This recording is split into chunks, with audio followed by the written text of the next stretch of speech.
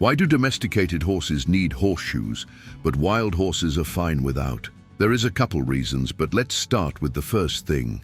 They don't need shoes. Shoes just help keep them healthy. The same way that we don't technically need shoes, but we wear them for extra support. There is a couple of other things. Wild horses wouldn't be walking around on a farm that has different surfaces than they would have evolved to walk on. I've seen parts of nails get embedded in a horseshoe that can just be replaced. That would be much worse if it went directly into the horse. It also helps for medical attention. Say a horse gets an infection in its foot and can't put as much weight on part of it. You can design a shoe so more weight will go to the other side of the foot. It's specialist work, but it's useful.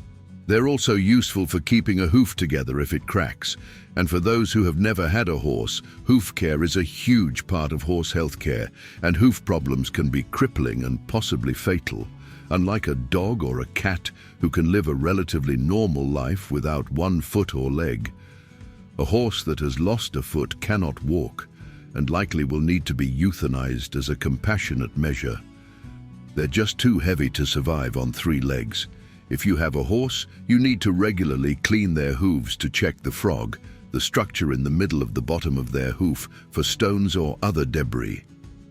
You need a farrier to come regularly to trim their hooves and ensure they don't become overgrown, because domesticated horses don't usually travel enough to wear their hooves down.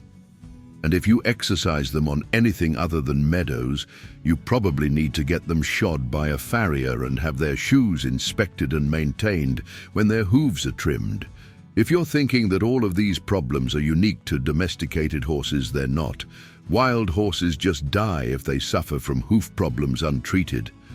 Minor infections from an injured frog can end up progressing and dissolving bone, which is crippling.